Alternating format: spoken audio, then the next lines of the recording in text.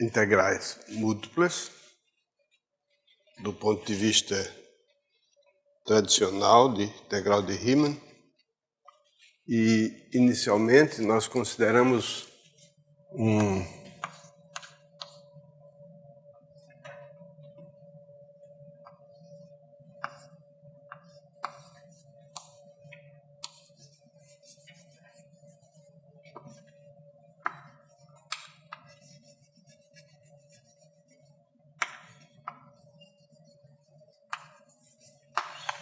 bloco n-dimensional, ou seja, um produto cartesiano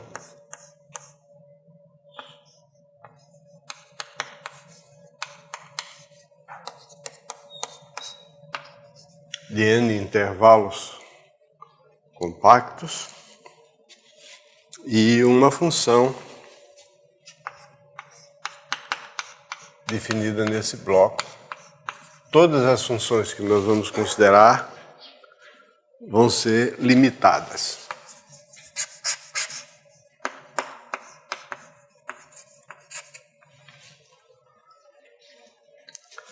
Então, nós temos a noção de partição,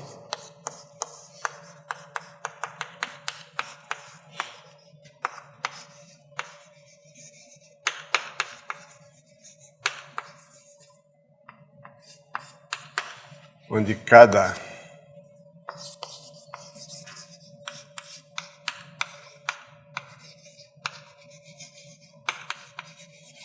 PI é uma partição do intervalo correspondente, do iésimo intervalo.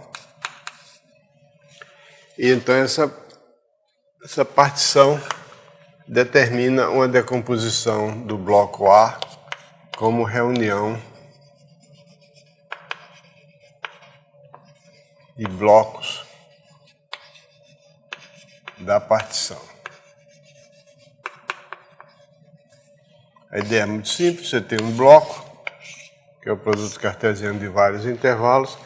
Em cada um desses intervalos tem-se uma partição, e o produto cartesiano dessas partições determinam uma partição do bloco A, e cada B desse é um bloco da partição.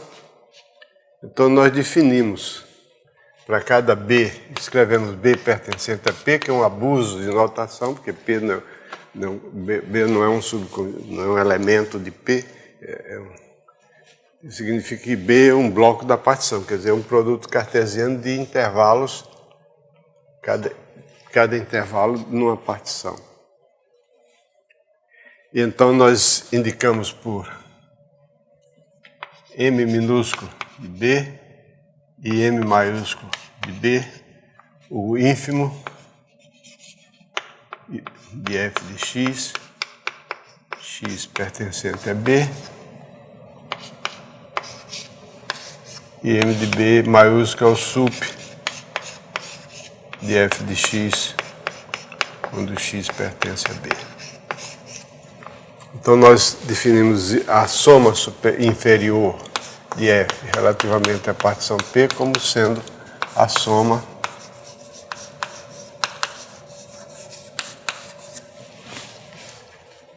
do ínfimo multiplicado pelo volume do subbloco para cada subbloco pertencente à partição P, analogamente a soma superior.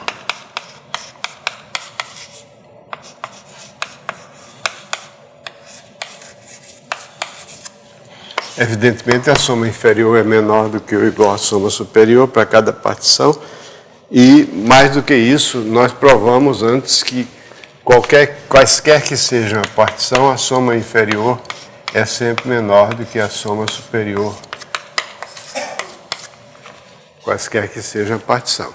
Então, quando nós definimos a integral inferior de f de x dx no intervalo, no bloco A, isso aqui vai ser o supremo das somas inferiores relativamente a todas as partições, e analogamente a integral superior de f de x dx é o ínfimo de todas as somas superiores.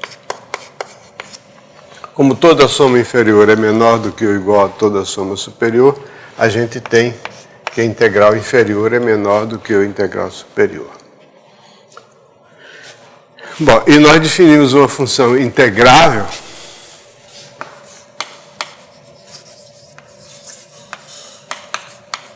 quando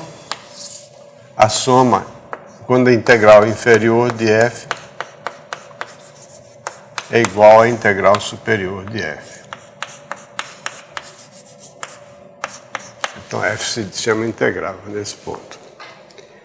E uma condição imediata de integrabilidade é que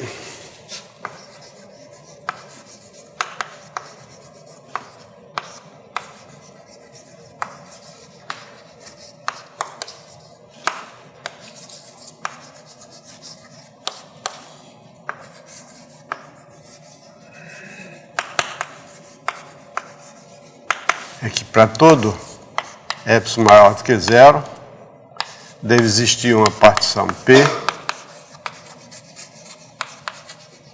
do bloco tal que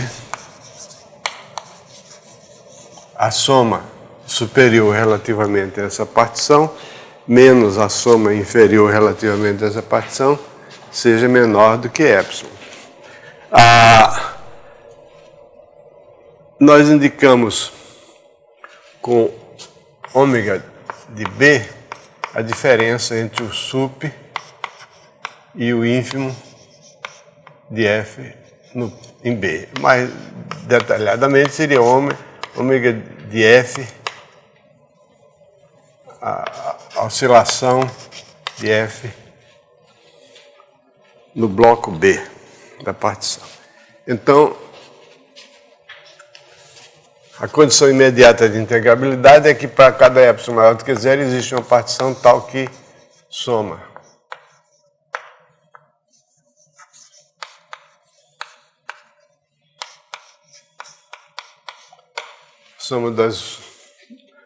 dos produtos da oscilação em cada bloco pelo volume daquele bloco seja menor do que epsilon, porque essa evidentemente é a diferença entre uma soma superior e a soma inferior correspondente. Se você fizer essa subtração, vai dar exatamente isso aqui. E é claro que como toda soma superior é menor do que toda soma superior, se eu indicar por sigma minúsculo o conjunto das somas inferiores e sigma maiúsculo o conjunto das somas superiores,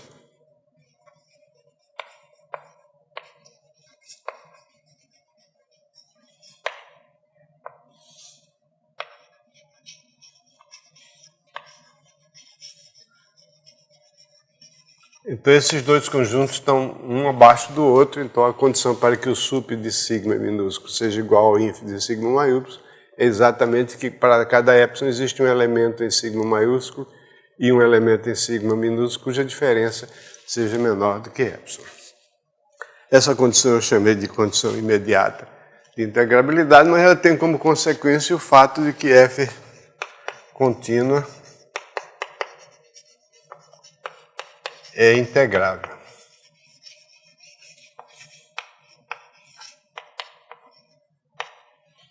Porque quando a função é contínua, a gente pode sempre achar uma partição tão fina, pela continuidade uniforme, que a oscilação da função em cada bloco da partição seja menor do que epsilon dividido pelo volume de A.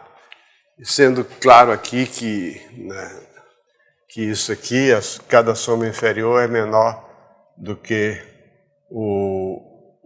é maior do que o igual ao ínfimo vezes o volume de A, e cada soma superior é menor do que o igual ao supremo vezes o volume de A. Bom, então isso foi o que nós vimos. Agora nós vamos ver uma condição de integrabilidade que é menos óbvia do que essa, que é a condição do teorema de Lebesgue. O teorema de Lebesgue dá uma condição necessária e suficiente para que uma função seja integrável, em termos do conjunto dos pontos de descontinuidade. Quando ela é contínua, quer dizer, quando o conjunto dos pontos de descontinuidade é vazio, ela é naturalmente integrável.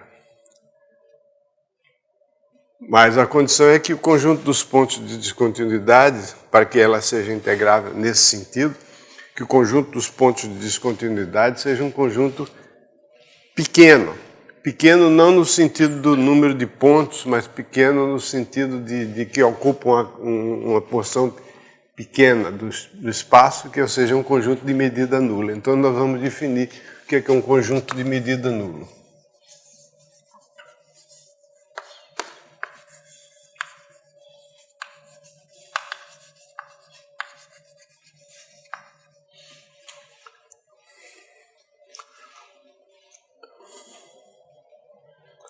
Medida aí é medida n-dimensional. Significa que se eu estou no espaço Rn, o conjunto de medida nula em termos n-dimensionais é uma coisa. Se esse mesmo conjunto estiver num espaço de dimensão maior, ele automaticamente vai ter medida nula. Porque o espaço de dimensão menor vai ter medida nula em relação ao espaço de dimensão maior. Como nós vamos ver agora a partir da definição. O conjunto de medida nula é o seguinte, num conjunto X contido em Rn,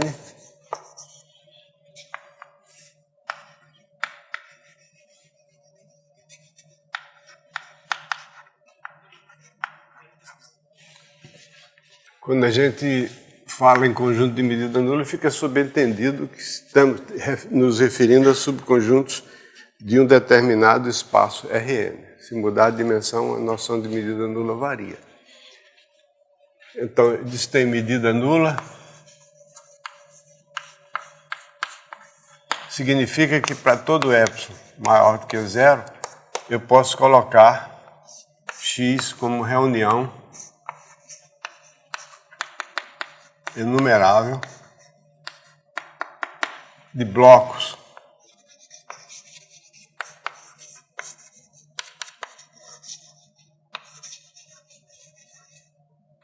abertos, tal que a soma dos volumes dos BK é menor do que epsilon.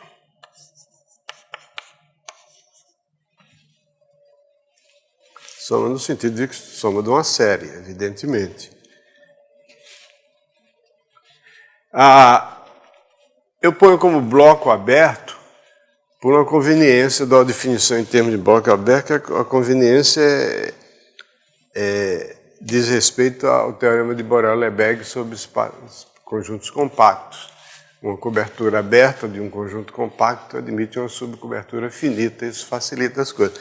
Mas nós vamos logo demonstrar que tanto faz supor que é bloco aberto como que é bloco fechado, é a mesma coisa.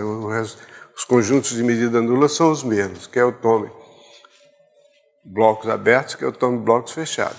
Embora não seja exatamente a mesma coisa dizer que X está contido numa reunião de blocos abertos ou X está contido numa reunião de blocos fechados, com a soma das medidas menor do que epsilon.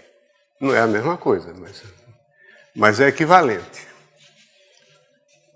Outra coisa que é equivalente é que em vez de blocos quaisquer, eu podia tomar cubos, ou seja, blocos em que todas as arestas têm o mesmo tamanho. Quer dizer, quando a aresta é BI menos AI, é o comprimento da iésima aresta do bloco. Se eu admitir que todas essas arestas são iguais, eu obtenho o que se chama um cubo, e aquela medida chama-se a aresta do cubo. E se eu considerar cubos em vez de blocos quaisquer, o resultado é o mesmo. Os conjuntos de medida nula serão exatamente os mesmos. Isso nós vamos ver daqui a pouco. Então, isso é o conjunto de medida nula. É claro que todo subconjunto de um conjunto de medida nula tem medida nula. Isso é óbvio. E o que não é óbvio, precisa ser demonstrado, é que se x1, xk contidos em Rn, são conjuntos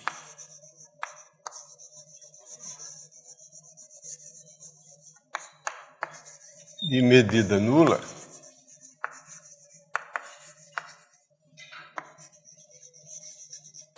então a sua reunião tem medida nula.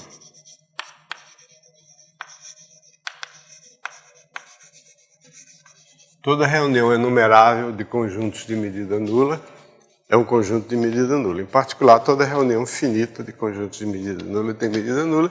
E, em particular, todo conjunto enumerável tem medida nula. Por exemplo, o conjunto dos números racionais tem medida nula. O conjunto dos pontos de Rn, cujas coordenadas são todas racionais, embora seja um conjunto denso no Rn, é um conjunto de medida nula, porque cada ponto tem medida nula.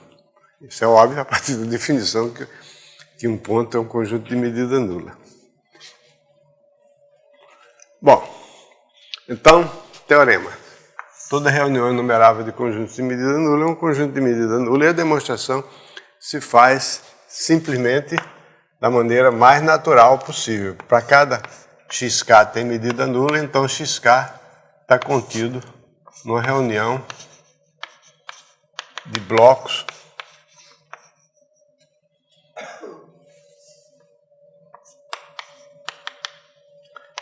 e a soma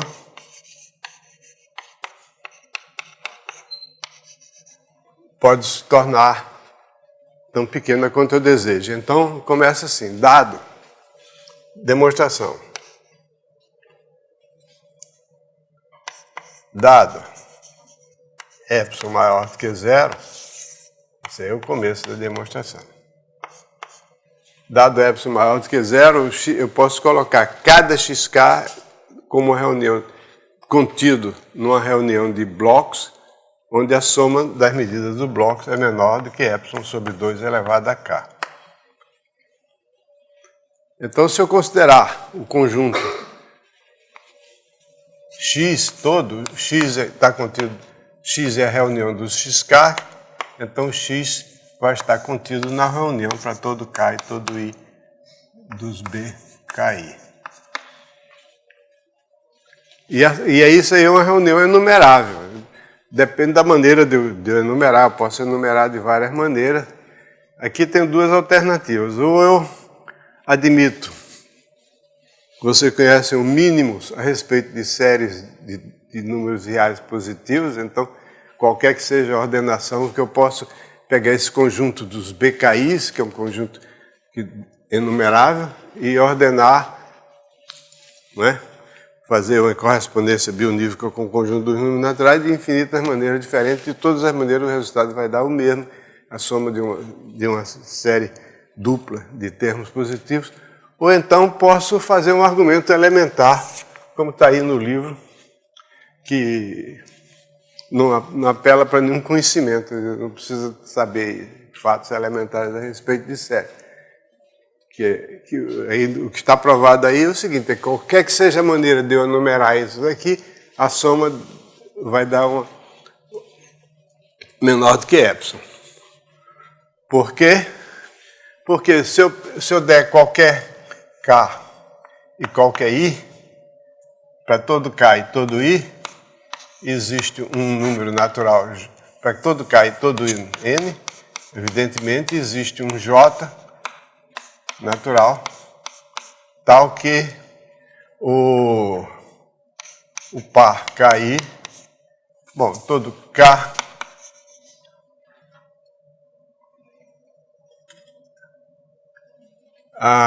é menor do que J e I é menor do que J, isso é óbvio. Então, se eu pegar uma soma qualquer de BK1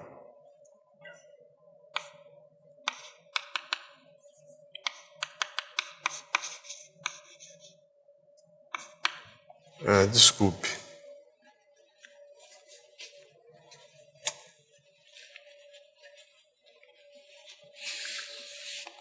Se eu tomar a soma dos volumes dos BKI, quando I, K I vão de 1. E agora estou achando dificuldade de dizer o óbvio. Se eu pegar um conjunto qualquer de Ks e Is, e tem um J que é maior do que todo conjunto finito de Ks e Is que eu pegue, tem Vou ver qual foi a anotação que eu... Tem um J que é maior de todos os Ks e maior do que todos os Is que aparecem aí. Então, deixa eu olhar isso aqui.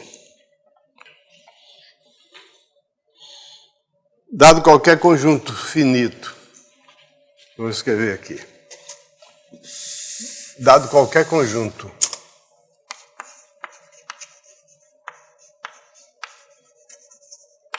finito, F de pares de números naturais, existe um J, número natural, tal que o J maior do que K e J maior do que ou igual a I, qualquer que seja o KI pertencente a F. Então, se eu fizer a soma dos volumes dos BKI, onde KI pertence a F, isso aqui vai ser menor do que a soma de todos os BKI, quando I varia de 1 até J,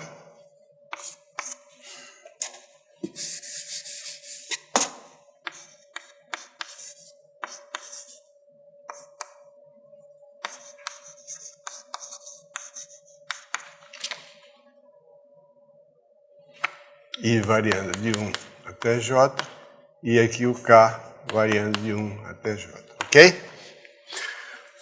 E é isso, na realidade, é a demonstração super elementar de que a soma de uma série dupla de termos positivos não depende da ordem que você coloca esses termos.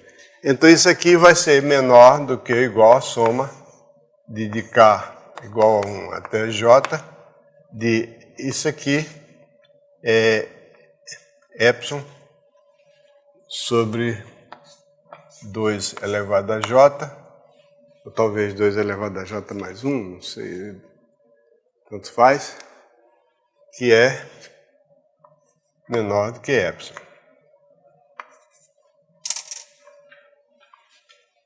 Não, K igual a 1 até J de epsilon elevado a 2 elevado a K.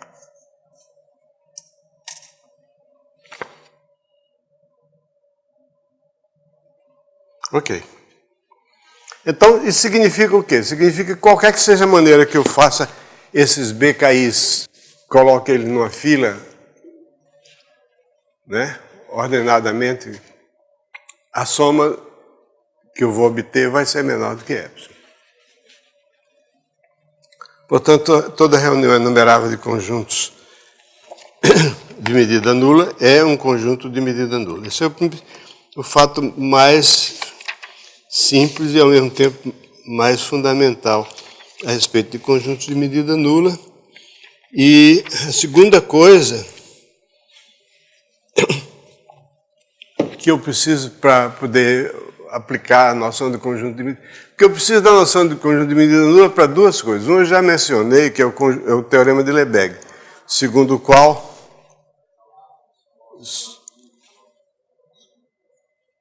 alguém falou?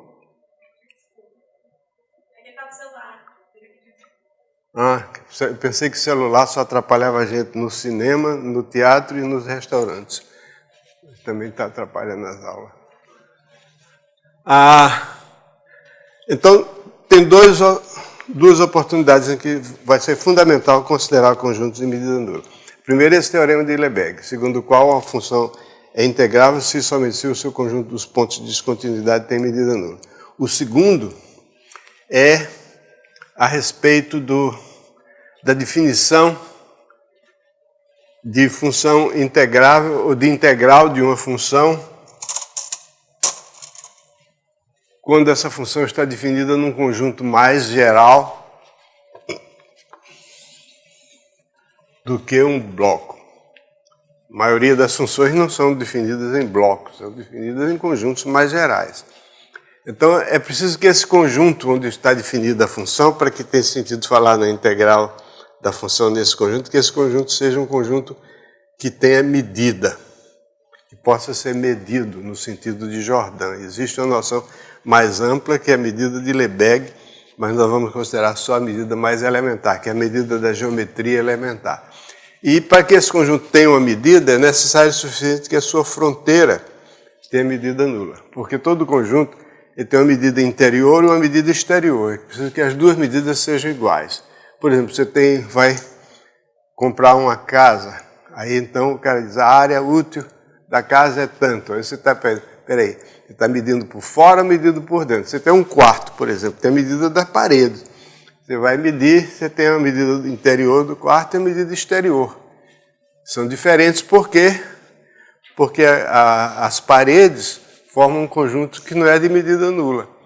Então, para que um conjunto tenha medida, quer dizer, como é que a gente define a medida do conjunto? Desde a escola secundária que a gente sabe, que a gente pega e coloca aqui uma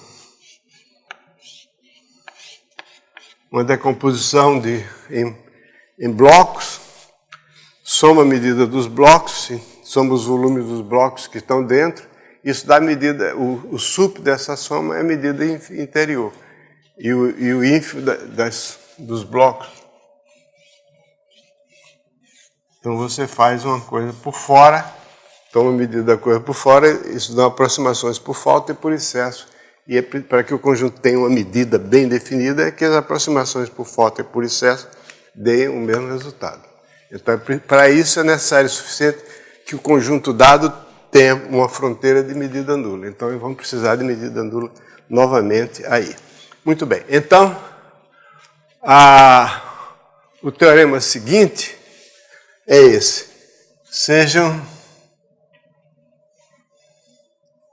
Então, você tem um conjunto X, contido em Rn, e você tem medida de X igual a zero, significa que para todo epsilon maior do que zero, eu posso colocar X contido numa reunião de blocos, onde a soma dos volumes desses blocos é menor do que epsilon. Muito bem.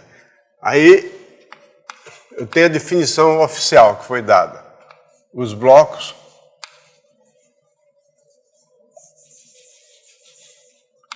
cada BK é um bloco aberto. Essa foi a definição que eu dei. Tem outra maneira possível, é cada BK é um bloco fechado. A terceira é cada BK é um cubo aberto. E a última é cada BK é um cubo fechado. Então, nós vamos mostrar que essas quatro maneiras são equivalentes. Quer dizer, o conjunto tem medida nula, segundo uma dessas concepções, se somente se tem medida nula em relação às outras três. Por exemplo, se eu posso cobrir X por uma reunião de blocos abertos, cuja soma das medidas... Bom, primeiro, B implica A. Se eu posso cobrir X com a reunião de blocos fechados... Não.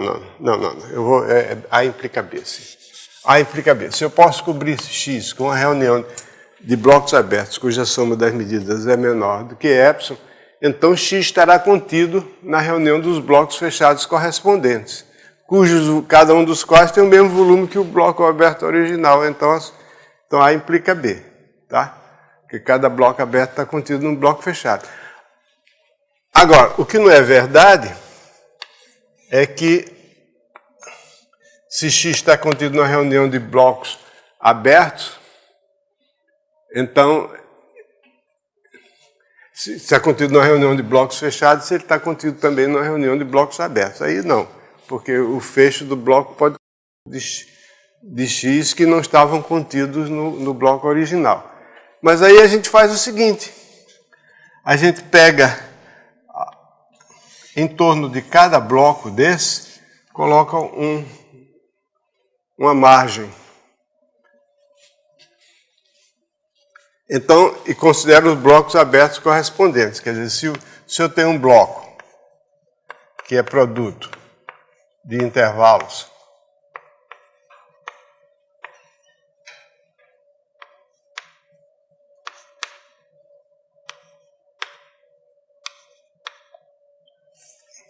fechados, então esse bloco vai estar contido numa reunião de intervalos, num produto de intervalos abertos, aí menos epsilon, aí menos eta, aí mais eta. Cujo volume é maior do que o volume do B, de modo que eu não posso garantir que a reunião, esses blocos aqui, vão formar uma cobertura do X, cuja soma dos volumes vai ser maior do que a soma dos volumes do BK. Porém, o volume de cada B'K vai depender continuamente do eta. É uma função contínua do eta. E quando o eta tende para zero, o volume de B'K tende para o volume de BK. Então, o limite, quando o epsilon tende para zero, vamos chamar de B'K de eta. O limite, quando o eta tende para zero, de B'K de eta, perdão, do volume de B'K, que depende de eta, é igual ao volume do BK. Então, se a soma desses volumes aqui é menor do que epsilon, então eu posso tomar um K tão pequeno, um eta tão pequeno que o volume de B'K de eta seja menor. Eu posso tomar de modo que o volume B'K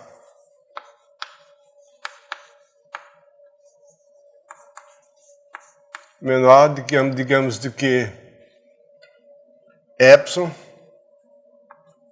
mais 2 elevado a 1 sobre 2 elevado a k.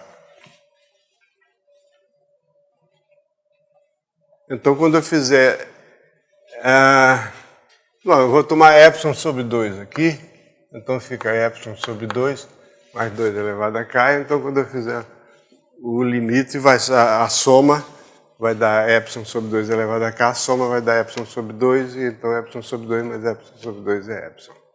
Então, quer dizer, o truque é o seguinte, para passar de B para A, eu tenho que botar um debrum em torno de cada bloco, uma margem, assim, uma faixa, e depois tomar essa faixa suficientemente pequena, de modo que se a soma original era menor do que epsilon sobre 2, a soma desse novo agora vai ser menor do que epsilon. E pronto. Então, tanto faz considerar blocos abertos como blocos fechados, o resultado é o mesmo. E cubos?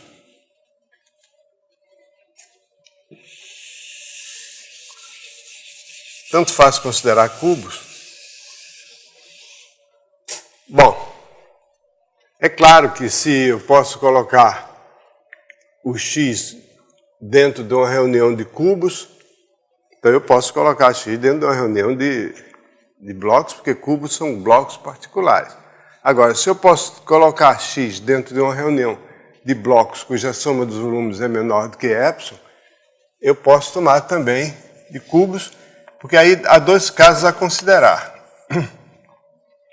Veja bem, suponha que eu tenho um conjunto X que pode ser coberto por uma reunião de blocos, a soma de cujos volumes dá menor do que epsilon. Agora eu quero colocar X dentro de uma reunião de cubos, cuja soma dos volumes seja menor do que epsilon. Bom, existem dois casos a considerar. Eu posso ter um caso extremamente particular, que é que todos os blocos daquela cobertura tenham arestas racionais.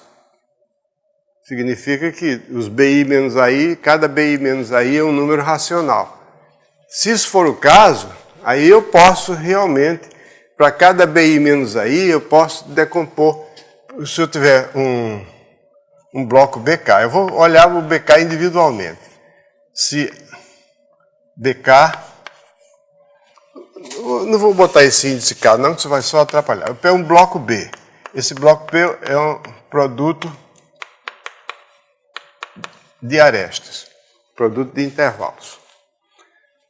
Se BI menos AI for racional, então eu posso decompor esse bloco num número finito de cubos.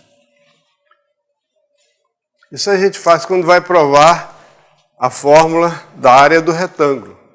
Você tem a área, quer calcular a área do retângulo e mostrar que é a base vezes a altura. Então você tem duas hipóteses, a base e a altura, ou a base é um múltiplo racional da altura. E nesse caso, eu vou supor que os dois são racionais. Então eu posso decompor o bloco em um número finito de cubos, todos de mesma aresta. É só olhar para se cada BI menos AI é uma fração, PI sobre QI, eu olho para o mínimo múltiplo comum dos QIs.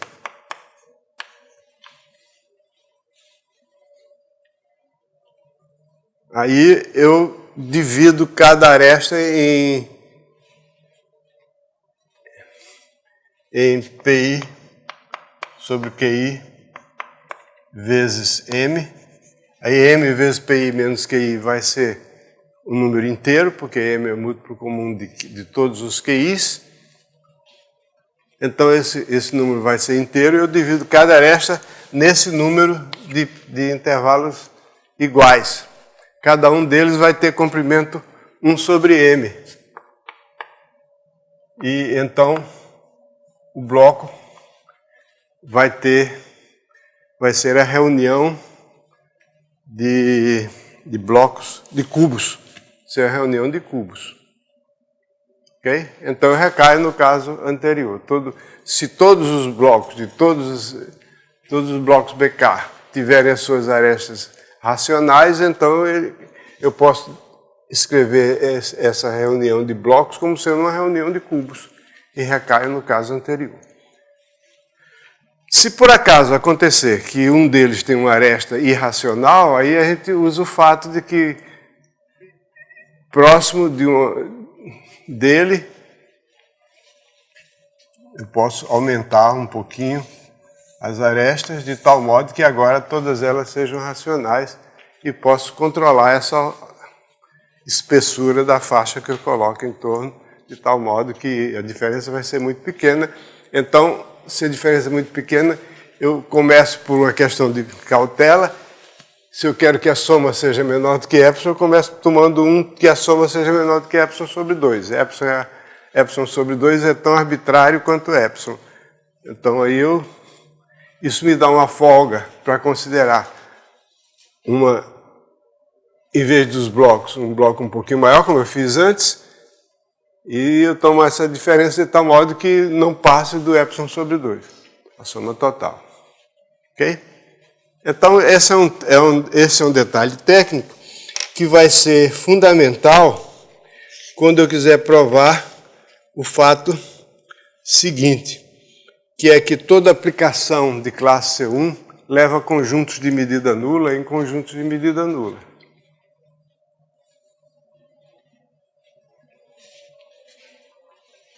Não sei se eu estou sendo muito vago, mas o livro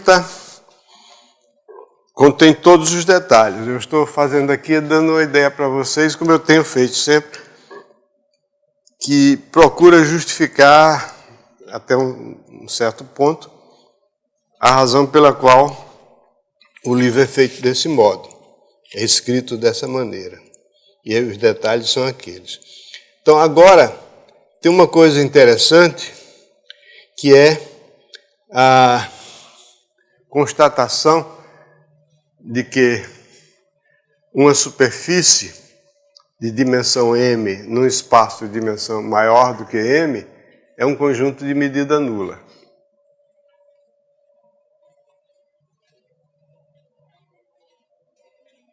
Isso é um caso muito particular de um teorema chamado Teorema de Sard, que vem, mais tarde vocês vão aprender quando estudarem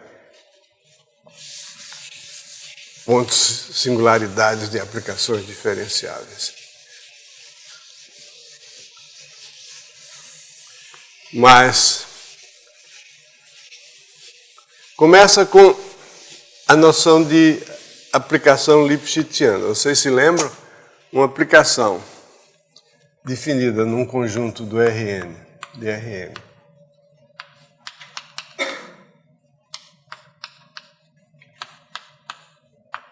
Se chama aplicação Lipschitziana.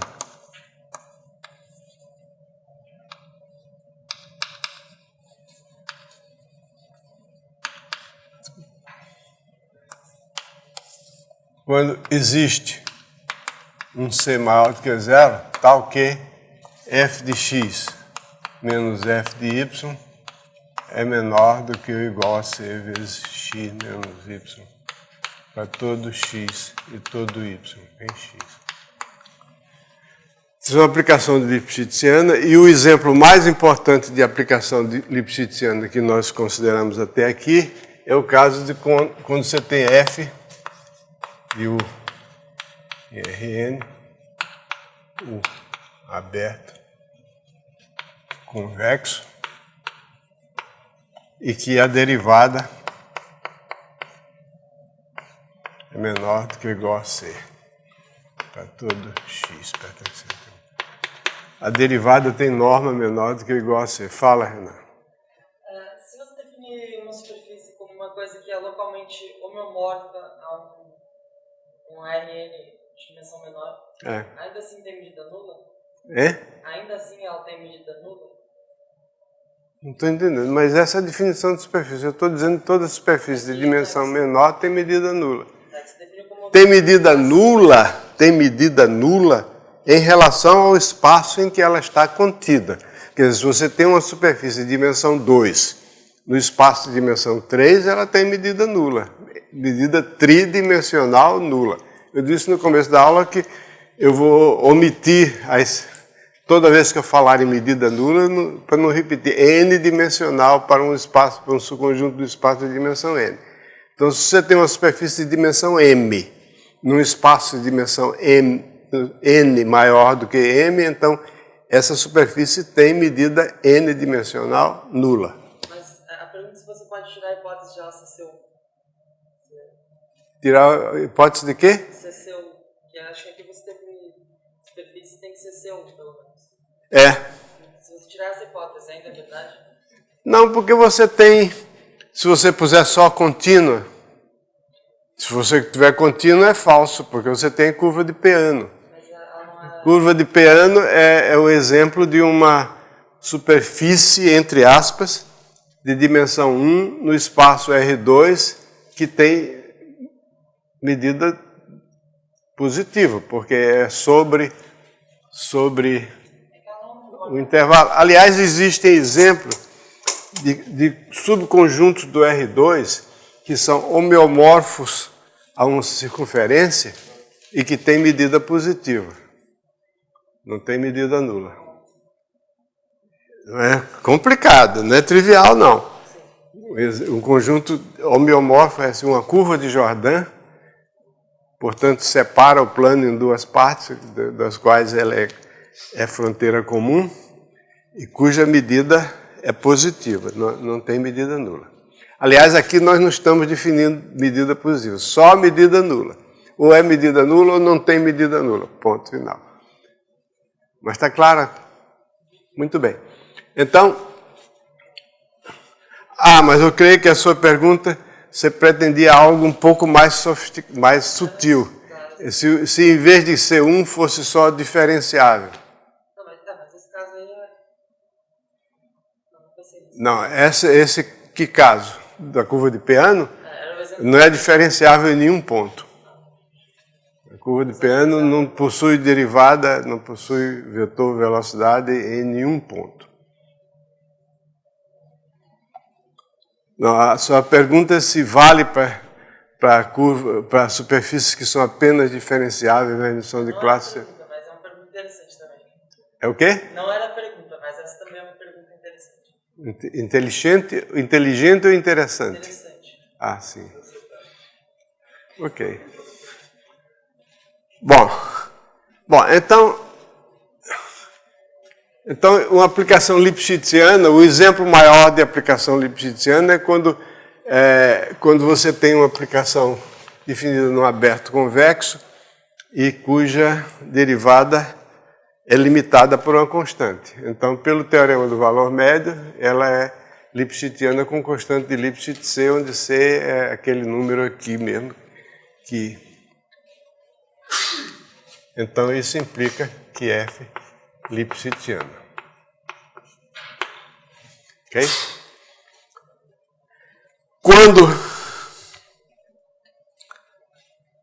o aberto não é convexo, aí não, a função pode ser de classe C1 e não ser lipschitziana, de modo que não tem essa condição. Mas, mesmo assim, ela transforma conjuntos de medida nula em conjuntos de medida nula. É o que nós vamos ver, que uma aplicação de classe C1 leva conjuntos de medida nula em conjuntos de medida nula.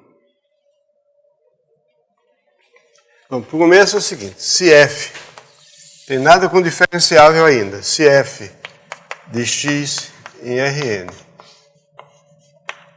é lipschitziana no conjunto x em Rn, o mesmo Rn,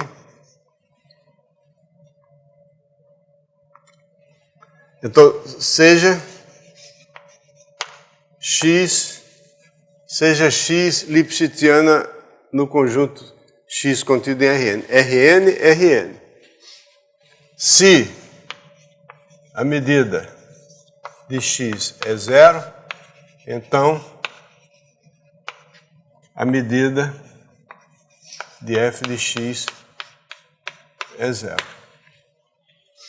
A imagem de um conjunto de medida nula por uma aplicação lipschitziana é um conjunto de medida nula. Tudo se referindo ao mesmo espaço Rn, a mesma dimensão.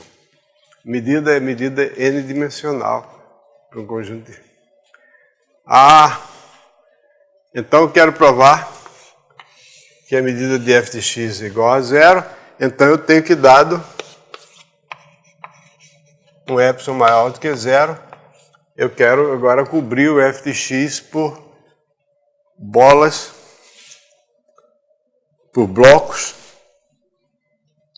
cuja soma dos volumes seja uma afinidade enumerável de blocos cuja soma de volumes seja menor do que epsilon.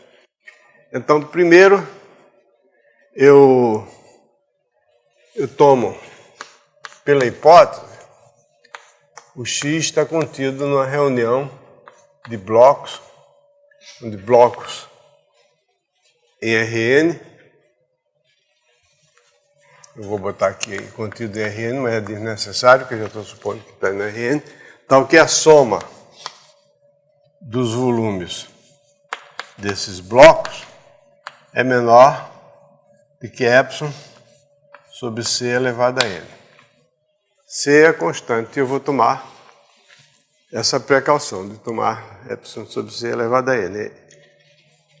A gente já tem uma espécie de reflexo condicionado de análise na reta de que quando aparece n é uma variável interna, esse n é fixo, o que varia é o k.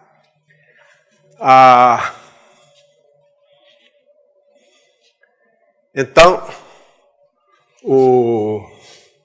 Se eu pegar x, y pertencente a BK, eu vou tomar a norma do máximo. O que quer dizer norma do máximo? Significa que a distância entre dois pontos é o maior dos valores absolutos das diferenças de coordenadas entre dois pontos. Quer dizer, a distância de x a y é o maior dos números xi menos yi, e variando de 1 a n. De modo que uma bola nessa norma é um cubo de lados paralelos de arestas paralelas aos eixos. Isso aqui é uma bola. Portanto, se x e y está em I, então f de x menos f de y é menor do que ou igual a c vezes x menos y. Portanto, aí o x e y pertence ao intervalo AI, BI, então significa que fi de x menos fi de y, a iésima coordenada, vai ser menor do que C AI menos BI menos AI, tanto faz.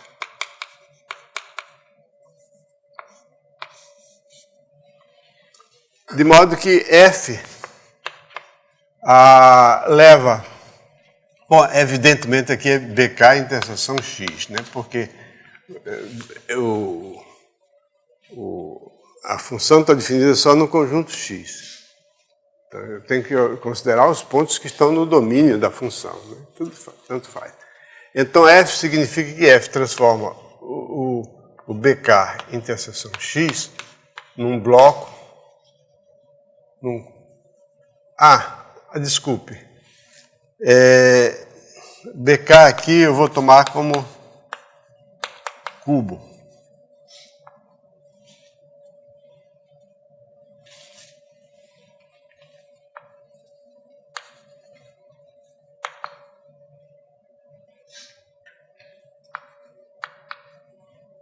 Cubo de aresta AK. Ok? Vou tirar proveito da observação que eu fiz anterior, e foi para isso que eu fiz essa observação, de que a definição de medida nula pode ser feita usando cubos em vez de arestas, em vez de blocos quaisquer.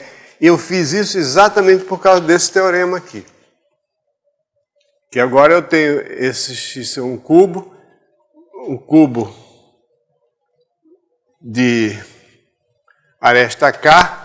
Então, o volume dele é AK elevado a N. O volume... Eu vou escrever aqui. BK igual a cubo de aresta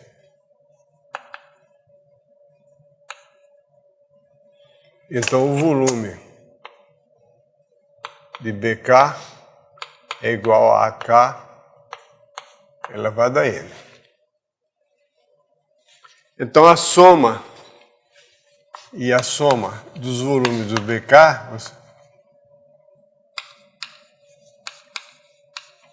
vai ser a soma de AK elevado a N, vai ser o que eu vou querer que seja menor do que epsilon sobre C elevado a N. Então, como a diferença aqui entre... E eu já introduzi a aresta, tem a mesma letra que o B, tanto faz. Está contido em cubo de aresta C vezes AK. Ok? Porque a diferença aqui é menor do que C vezes BI menos AI, mas o X e o Y estão aqui, então isso aqui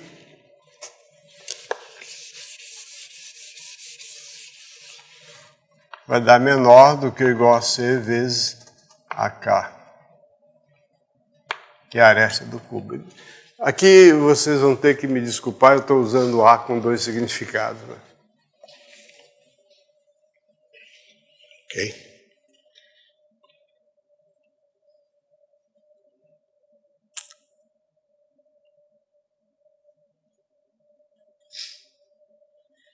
Isso significa que, ok?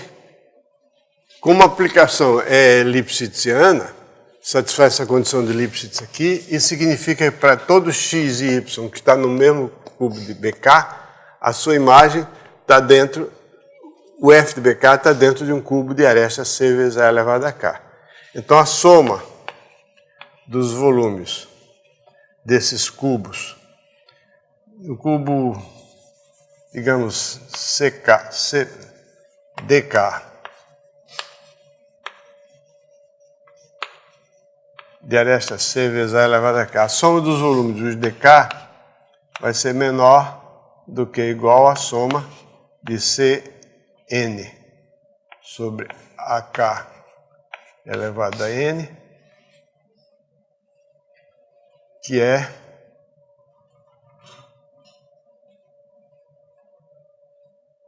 menor do que epsilon, porque o Cn, epsilon sobre Cn, multiplicado por Cn dá epsilon, e soma do AK elevado a N é menor do que epsilon sobre Cn. Ok? Desculpe. Isso aqui é menor do que ou igual a Cn, C elevado a N, vezes AK elevado a N, que isso aqui é menor do que epsilon. Muito bem. Então, quer dizer o seguinte, se você tem uma aplicação lipschitziana, então ela transforma conjuntos de medida nula em conjunto de medida nula. Os detalhes técnicos são simples, mas aí tem que escolher com cuidado a anotação, o que eu não fiz. Mas a ideia é muito simples, você tem um conjunto aqui, a imagem dele vai ter o volume multiplicado por C elevado a N. No máximo, né? Então, essa aplicação leva cada cubo, ou a parte do cubo que está contida em X, num cubo cuja aresta é essa aqui, multiplicada por C. Então, a soma dos volumes desse cubo é a soma de Cn vezes a soma dos volumes do cubo anterior, que dá menor do que C elevado a epsilon sobre C elevado a N. Então, ok? Então, daí resulta imediatamente que se F é de classe 1, então F leva conjuntos de medida nula em conjunto de medida nula.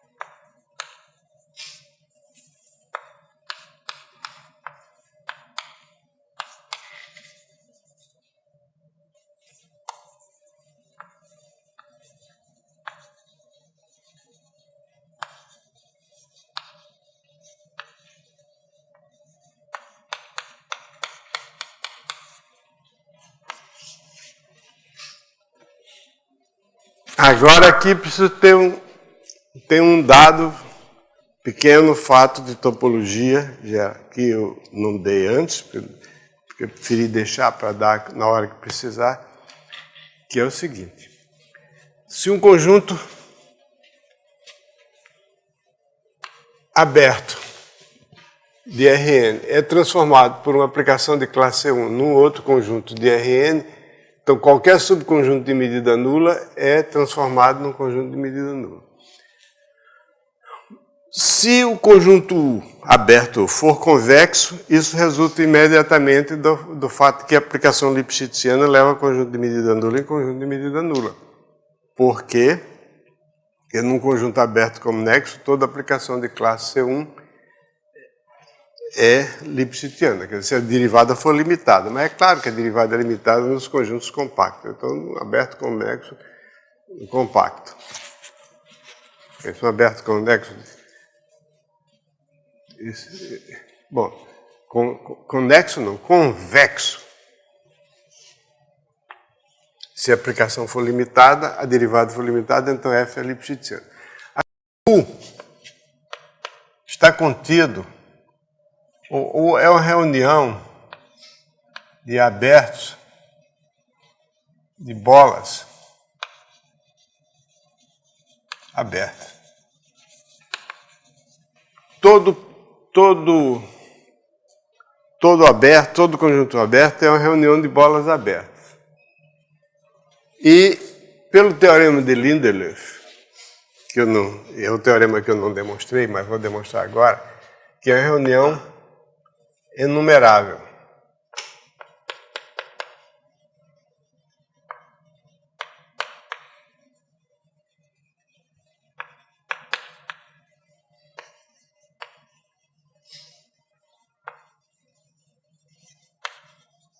A reunião enumerável de bolas abertas. Então, em cada uma dessas bolas abertas, que é uma bola, eu posso supor que cujos fechos ainda estão contidos em U. E começa a impor mais restrições. São bolas abertas cujos fechos... Eu não vou pegar uma bola aberta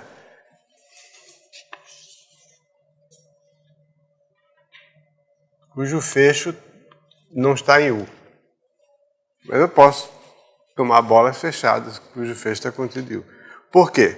Porque todo conjunto aberto é reunião de bolas abertas, isso é fato.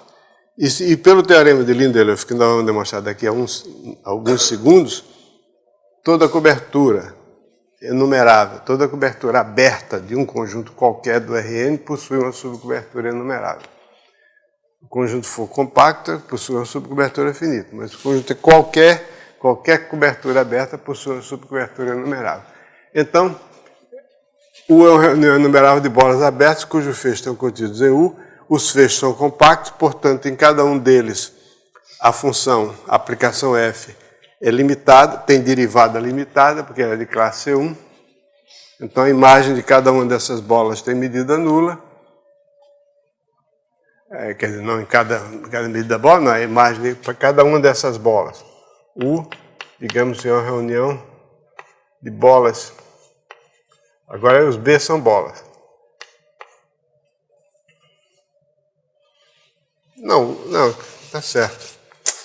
Cada uma dessas bolas está contido em U, então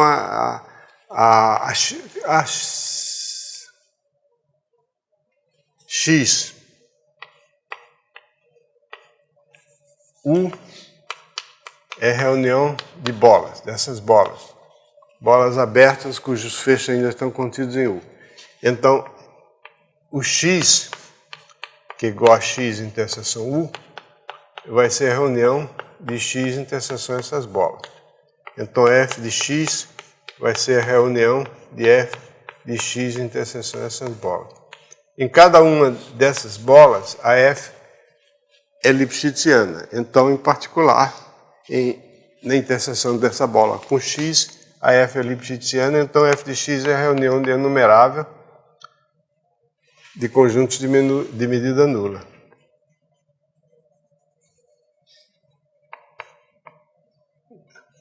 Essa coisa horrível que está escrita aqui significa enumerável.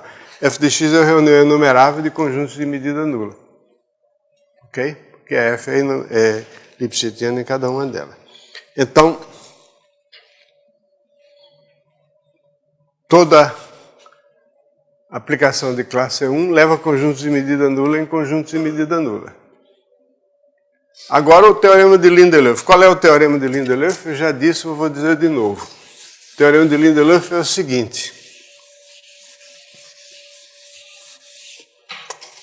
Toda cobertura aberta X contido em união de A lambda. De um conjunto X contido no espaço euclidiano possui uma subcobertura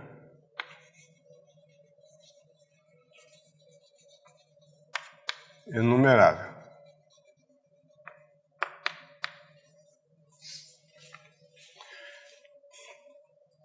Toda cobertura qualquer possui uma subcobertura enumerável. Isso é um teorema bastante útil, mas facílimo de demonstração. Por quê? Demonstração.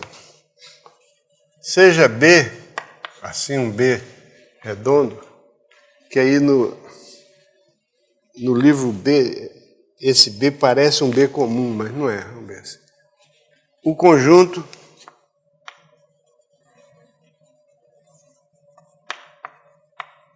das bolas eu não sei se é bola ou se eu botei, tanto faz, se eu botei blocos. Botei blocos, tá bom.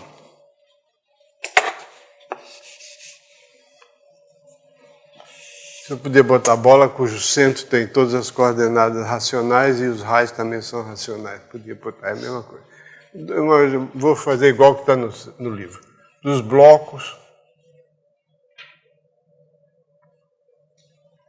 blocos cujos vértices são coordenadas racionais. Os blocos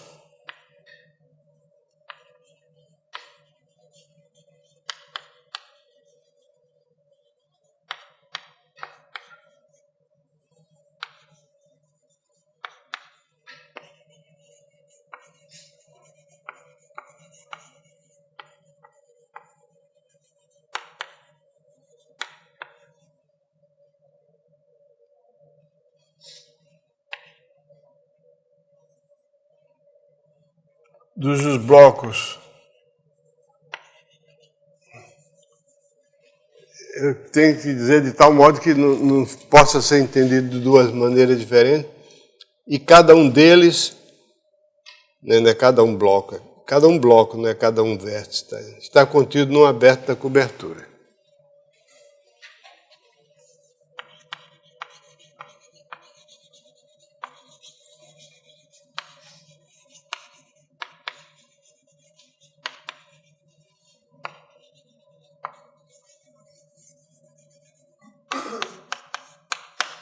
Então é o seguinte, eu vou considerar o conjunto de todos os blocos cujos vértices têm coordenadas racionais. Um bloco é um produto cartesiano de intervalos. As coordenadas são os pontos os vértices são os pontos cujas coordenadas são AI ou BI, um dos dois. Então, esses são os vértices. Então, o que significa dizer que os AI e os BI são todos racionais.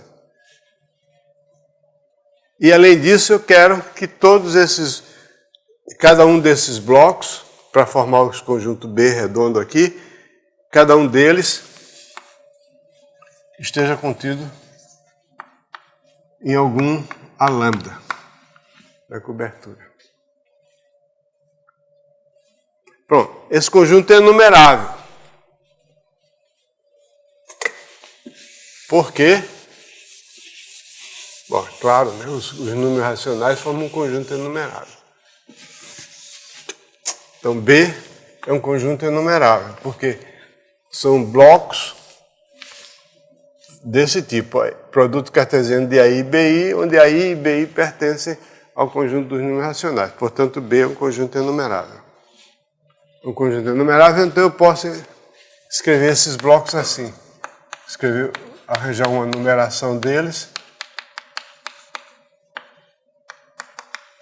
E cada um deles está contido em algum lambda da cobertura. Então, usando o axioma da escolha, eu posso escolher para cada K um A um lambda K, tal que BK esteja contido em A lambda K, de uma vez por todas. Para cada K eu tomo um aberto da cobertura que contém o BK, porque, por definição do BK, os blocos estão contidos em algum aberto da cobertura. Então, a reunião dos A lambda K é igual à reunião dos A lambda todo. Eu posso dizer simplesmente que, porque a reunião dos A lambda K que é igual, que contém o X. E isso aqui é uma cobertura enumerável.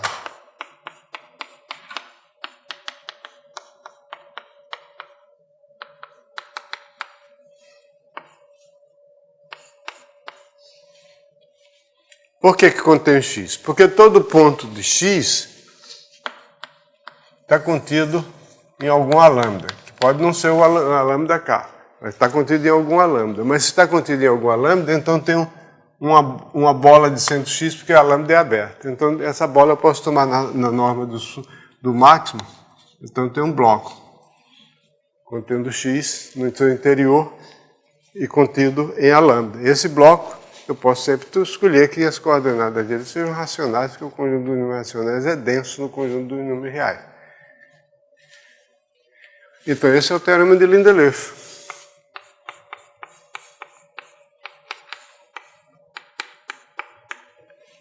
Que merecia... Bom, tá bom, ele ficou lembrado para sempre, porque é um teorema que aparece toda hora.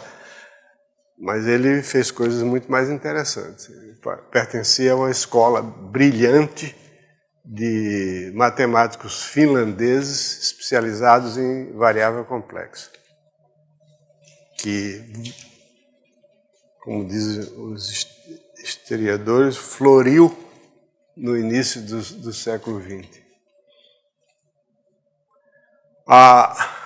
Então, toda cobertura aberta possui uma subcobertura enumerável. Então, se eu estiver voltando à história da superfície, por exemplo, toda superfície de dimensão m contida num espaço de dimensão n, onde n é maior do que m, então superfície de dimensão m contida no espaço Rn,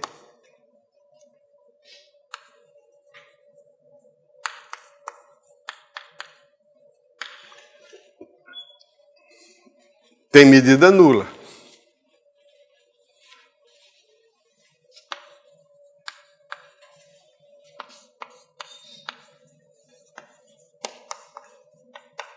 Medida n-dimensional. A razão é a seguinte, é porque cada ponto da superfície está contido numa vizinhança parametrizada, a qual é imagem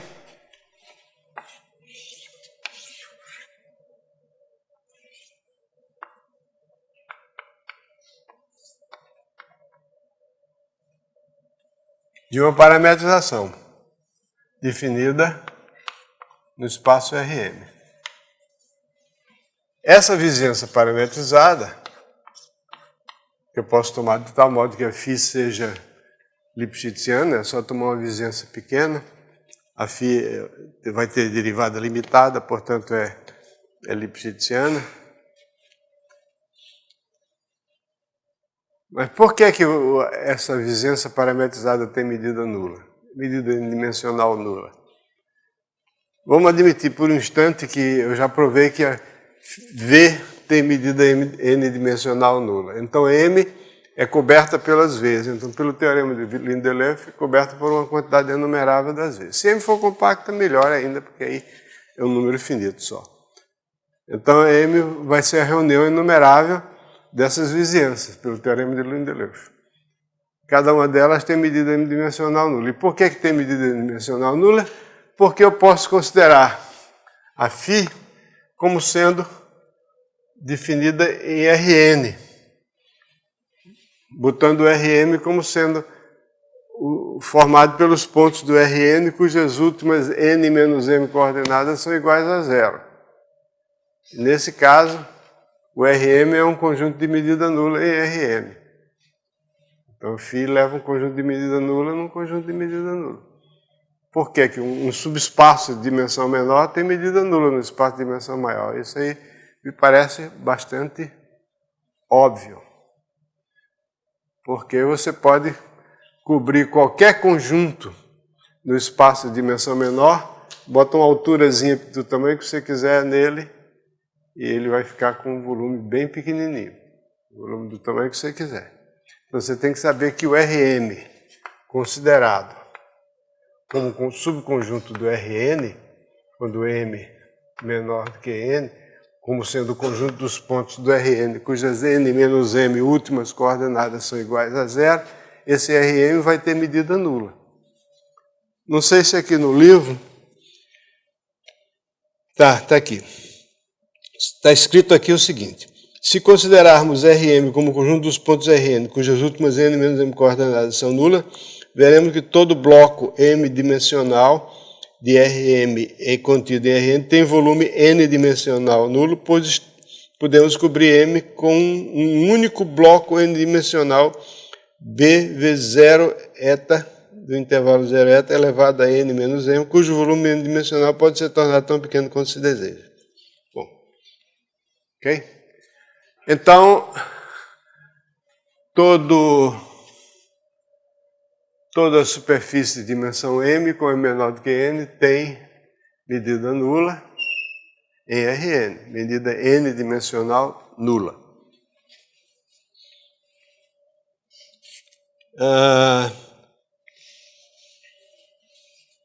Muito bem. Então agora nós chegamos, não sei se vai dar tempo, faltam 10 minutos, se vocês têm paciência suficiente. O teorema de Lebesgue. O teorema de Lebesgue diz o seguinte, que a fim de que uma função definida num bloco n-dimensional seja integrável, é necessário e suficiente que o conjunto dos pontos de descontinuidade dessa função tenha medida nula.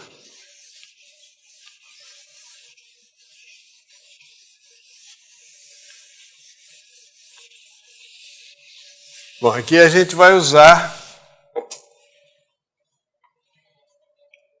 a noção de oscilação de uma função num ponto. Nós sabemos que é o seguinte, se você tem uma função limitada,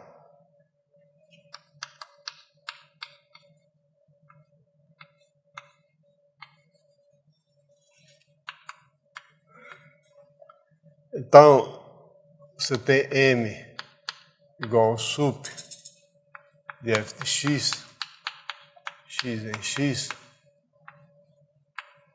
e m minúsculo igual ao ínfimo de f de x, x pertencente a x, então m maiúsculo menos m minúsculo é o que se chama a oscilação de f no conjunto x. Ou simplesmente a oscilação nos pontos x, nós já vimos.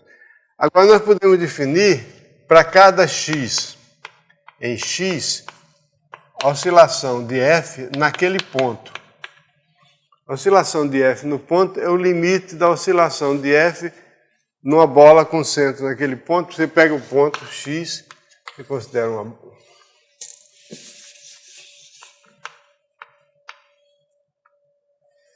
uma bola de centro x e raio delta. Aqui você tem o conjunto x.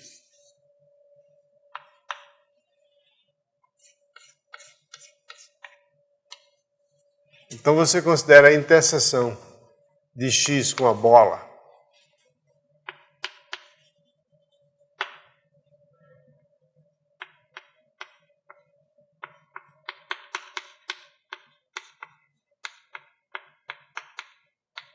A notação parece complicada, mas a ideia é bastante simples.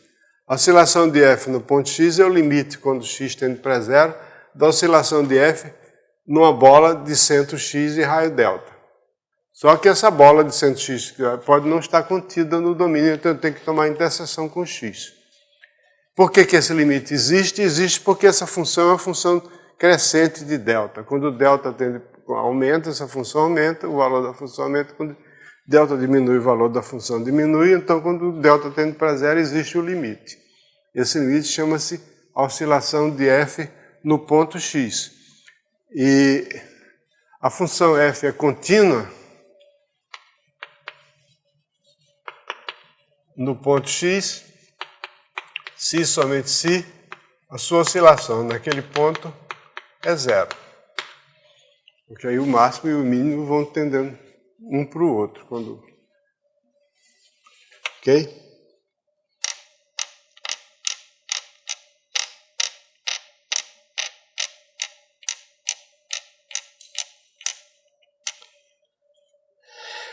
Muito bem. Então, o teorema de Lebesgue é o seguinte.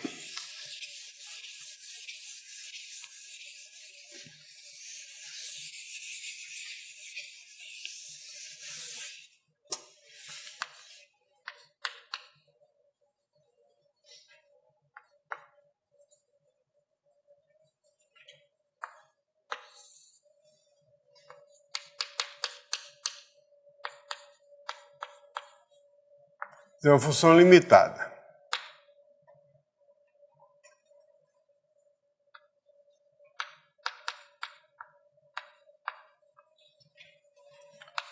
df é igual ao conjunto dos pontos de descontinuidade de f. O conjunto dos pontos onde a função é descontínua. Então, f é integrável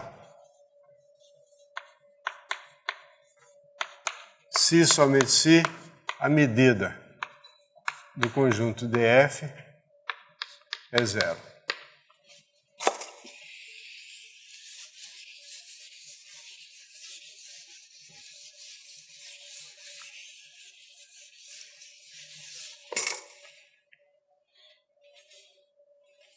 Não vai dar para demonstrar isso, não. Mas vou começar. A parte mais interessante, que aliás é a parte que está demonstrada no caso unidimensional, no volume 1 do livro, é a condição suficiente, se é integral. Se o conjunto dos pontos de descontinuidade tem medida nula, então a f é integrável. Essa é a parte mais interessante. Mas também a outra parte, que não foi demonstrada no volume 1, não sei porquê, o autor terra com preguiça de provar, porque é mais fácil do que essa, né? É porque realmente não é a parte que interessa mais. É que é suficiente, é necessária. Se ela é integrável, então a medida dos pontos de descontinuidade é zero. Então, vamos admitir isso, que a medida dos pontos de descontinuidade é zero, e a medida do conjunto dos pontos de descontinuidade é zero, e vamos provar que a função é integrável, ou seja, que ela cumpre aquele critério que eu chamei de condição. E para cada epsilon existe uma partição de A, tal que a medida, tal que a soma da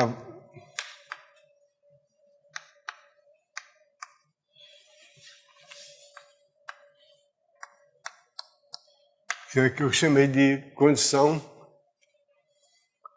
imediata de integrabilidade. A gente pode olhar para a integral de uma função como sendo a medida do conjunto subgráfico da função. Quer dizer, quando você tem uma função cujos valores são todos positivos, por exemplo, no função real de uma variável real, a integral dela é a área dessa parte que está abaixo do gráfico. E então, a condição de Lebesgue diz exatamente que, para que ela seja integrável, é preciso que esse conjunto aqui tenha uma medida, ou seja, que a parte que fica entre a integral superior e a integral inferior, a diferença seja tão pequena quanto se deseja, pode se tornar pequena. Muito bem.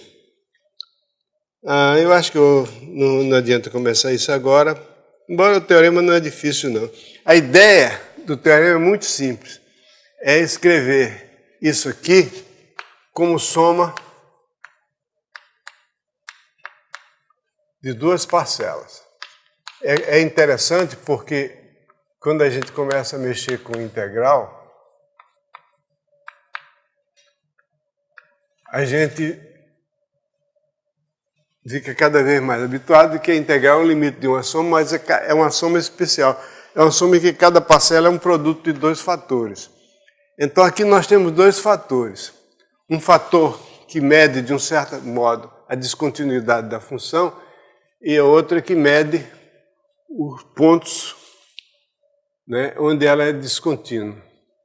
E aqui é a parte em que a função é contínua, então isso aqui é pequeno. Então eu quero que essa soma aqui, vou dividir em duas partes. Uma parte são as parcelas em que isso aqui é pequeno, são os Bélias, que é a parte onde ela é descontínua. A soma dos volumes, esses blocos vão conter os pontos de descontinuidade. E a outra parte em que esse aqui é pequeno porque a função aqui é contínua. E isso aqui não pode ser muito grande porque a soma desses volumes vai dar menor do que o volume de A. E aqui também a soma dos volumes é pequena porque esses são os pontos, são os blocos que contêm os pontos de descontinuidade. A oscilação é grande, mas os pontos são pequenos. Então a soma de duas partes, decompus a soma em duas partes. Uma é pequena porque o segundo fator é pequeno e a outra é pequena porque o primeiro fator é pequeno. Essa aqui é a ideia. Então o resto é só pôr essa ideia em funcionamento. Então isso aqui, por que isso é pequeno? Porque o conjunto dos pontos de descontinuidade tem medida nula. E isso aqui é pequeno porque esses pontos a função é contínua neles. Então essa aqui é a ideia. Então a próxima aula a gente vê isso depois da manhã.